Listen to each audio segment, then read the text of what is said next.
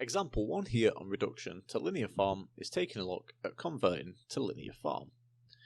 So to start with here, what we've got is y equals 99 times 0.5 to the x. Okay, what we want to do here is convert this to linear form. So remember, the first thing we do here is take the logarithm of both sides. So that gives us log y,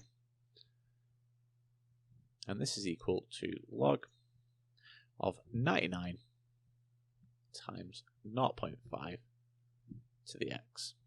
Okay, and what we need to do here now is use some properties of logarithms. So in this case we get log y is equal to log of 99 plus log 0.5 to the x. Okay, and again, applying further properties of logarithms here, we can bring this x down in front of that logarithm. So log y here is equal to log 99 plus x log 0.5 there.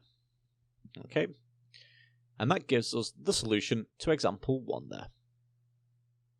Example 2 here on reduction to linear form is taking a look at using linear form. Now the data below is taken from a plot of the form y equals ax to the power of n. So by plotting log y base 10 against log x base 10, we want to find a and n.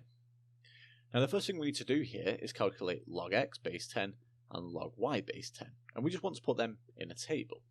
So we'd get something that looks like this. So all we need to do is take log x base 10, do the same with log y base 10, and we go across the table here. And we obtain the following values here for log x base 10 and log y base 10. Now once we've got our table of values, all we simply do here now is plot log y against log x on a scatter graph. And we get something that looks like this graph here. So now what we want to do here is use our scatter graph to find the gradient and the y-intercept.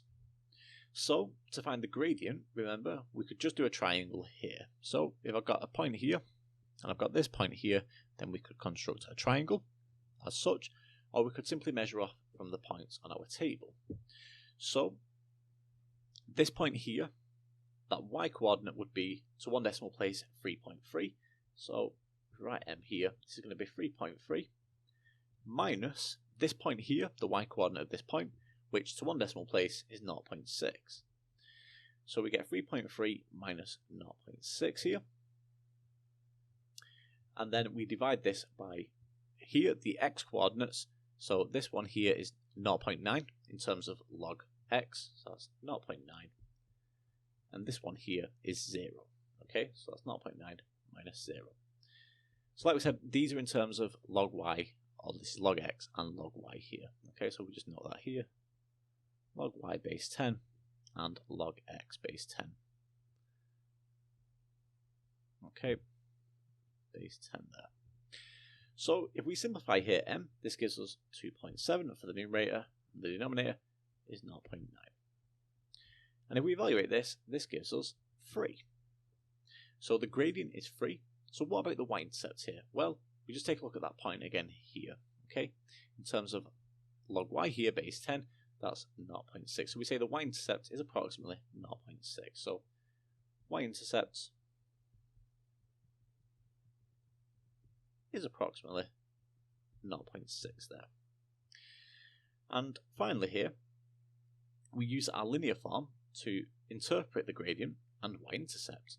So here we've got y equals ax to the power of n, which we know we can write as log y is equal to log a plus n log x. Okay, now like we've just said, the gradient is equal to 3, and here the gradient is represented by n. So n is equal to 3. The y-intercept is log a, so log a is equal to 0.6. And in that case, a is equal to 10 to the power of 0.6, which is equal to 4, to two significant figures. So if we put all that together, what we obtain here is y equals 4x to the power of 3, or 4x cubed there. Okay, So that gives us the solution there to example 2 on using linear form.